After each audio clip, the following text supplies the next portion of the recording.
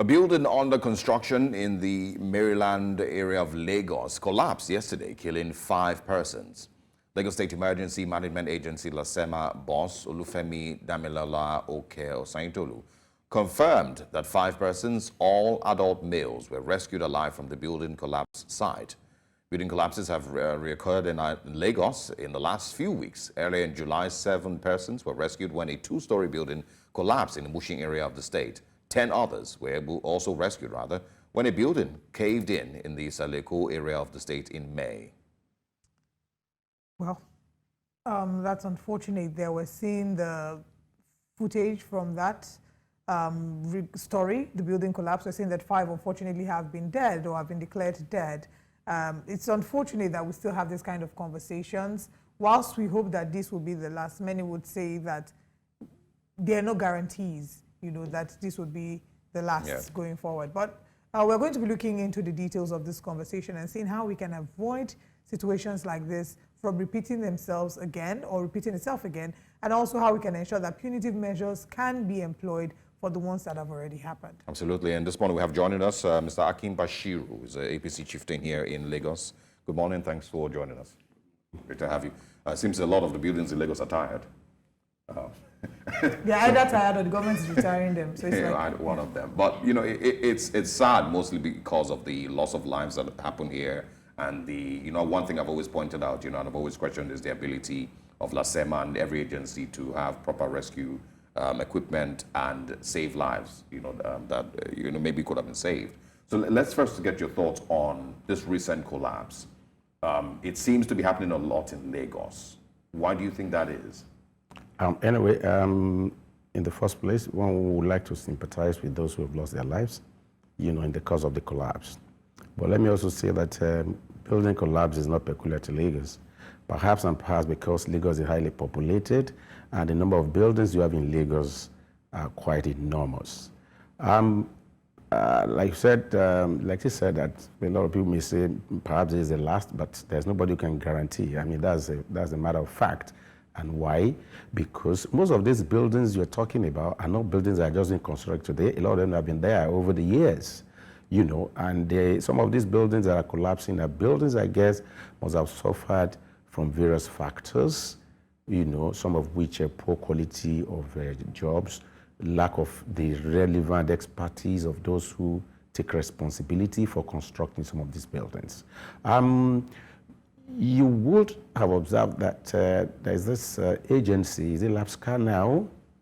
Yes, I think LASEMA, and is it Bola Oki?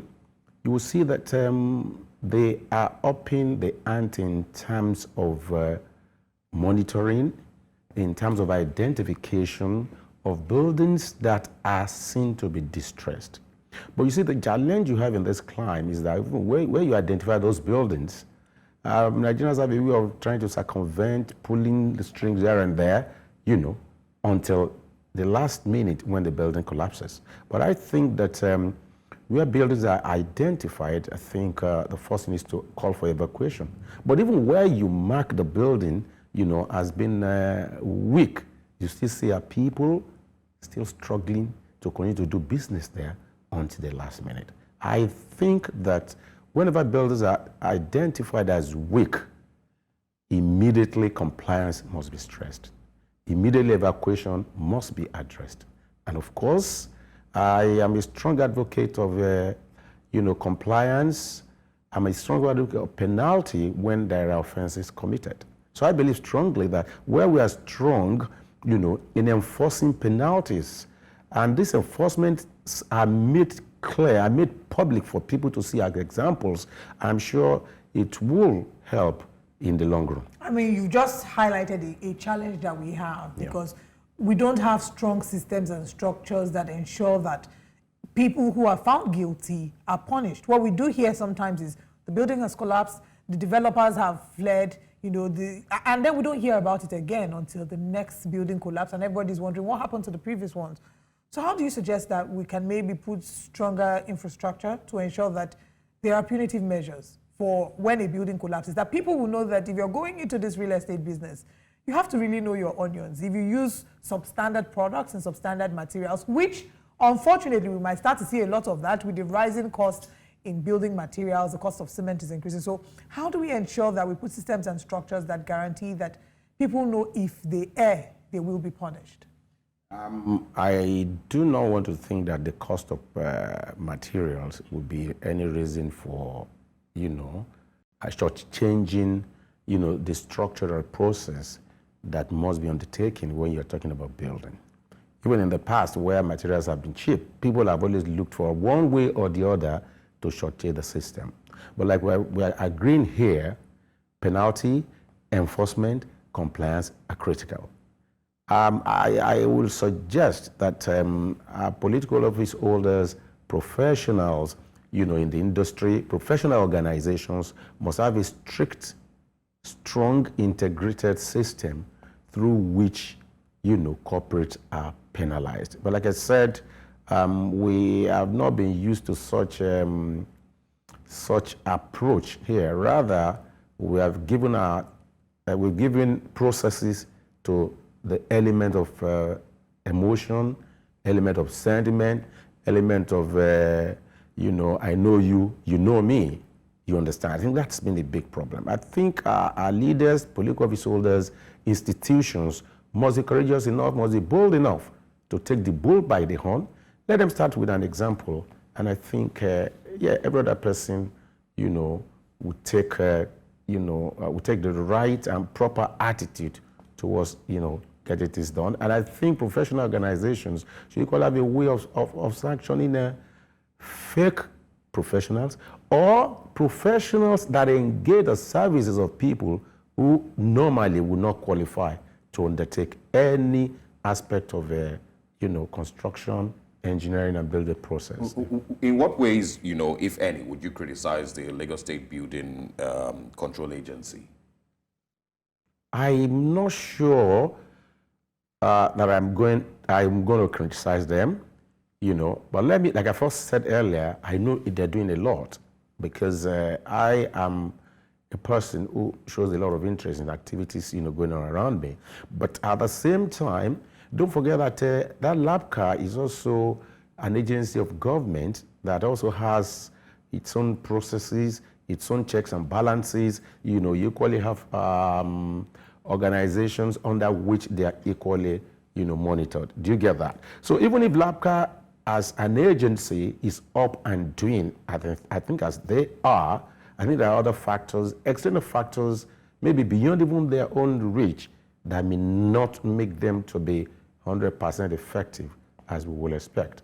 But I think that the consciousness is becoming higher because the recurrence is equally not something we are all happy about. So naturally, this I think should serve as an impetus for the government and, of course, the officials who are directly involved in the control of buildings, that is LAPSCA, to be able to do more. Raise alarm when there is, insist on carrying out their duties. And is there a possibility that in the course of monitoring the buildings of this, the process of buildings being erected, that it can be monitored not just when the permits and the right approvals are given, when the land is being, when the land has been paid for and the CFO, but also through the building process? Because we've heard of situations where people get approval to build maybe one floor, one story, and then end up going to build up 4. So is there systems, do we currently have systems that ensure that it can be monitored on the go whilst, maybe months after the approval has been given, whilst the construction is going on? If not, is that something we should consider? Let me also clear this, that interestingly, I don't work there, but I'm a concerned citizen, and I have a fair idea of how processes work. The fact is, I think they should have it in place, because as an agency, apart from getting the C of O, you must be part of the building process. You must have approved a building plan. And I think that at every point in the execution of an approved building plan, an official of the government should be on ground to monitor, the compliance of such, structure, while it's still in the formative stage. And I think that is why they have offices all over the place in different jurisdictions. So if there is independent jurisdiction, it's a responsibility to monitor. But to what extent is this monitoring taking place? That is one. Number two, even while you are monitoring, you won't be there on a daily basis. You understand? So I think the professionals, the contractors are number one culprit. You understand? And I've seen instances where even LABCA or any government agency will put a red mark there, but you see people, building. So the challenge is for us to have the political will and to de-emphasize or to reduce to the barest minimum interferences that normally come outside the main agency, that are responsible, for implementing policies, principles, and practices associated, with building construction, builder supervision, and of course management of it. All right, quickly, I think we can, our hearts and our prayers to those affected by that collapse and the families who have lost their loved ones. And we hope that, of course, we have less of this going forward. Every agency needs to be on its feet here in Lagos and across the country. But before we go, I think I'm just going to ask your quick thoughts in 30 seconds on the 1st of August, the planned nationwide protest. As a concerned citizen, what do you think about it? Anyway, interestingly, I've been involved in activism as early as age 17. I've been involved in protests up to my College of Education days, up to the university. So I have a fair idea of what protest is all about. And it's fundamental right of every Nigerian to protest, of every human being. But what I detest is, of course, the nature of the protest. If you look at this protest we are talking about, nobody can identify who is even coordinating the protest, which makes it sad. And it makes it quite omnibus that you cannot even trace. You don't even know who you want to talk to. You don't even know who you want to feel his pulse and know exactly what's happening. I don't call it a protest, and I'm surprised that our media is, I don't know. Yeah, but listen, just listen. Yeah. If you have been following, it's been called 10 days of rage. And when you say rage, rage means violent protest, violent expression of anger. And it means violent expression of anger, then whoever is the organizer has given you an idea of the kind of protest you must expect. Would you support it better if it was 10 days of peaceful protest? If that was the name? If there was a name, why not? So if it was called 10 days of peaceful protest, you would have been okay with that? Oh, of course. Okay, so it's the name you have an issue. So it's just a name that is a challenge. The name has, you see, I was listening to you when I was coming anyway, that the government is trying to ensure that maybe the parade doesn't take place, or protesters are being threatened. I don't think so. They're not being threatened.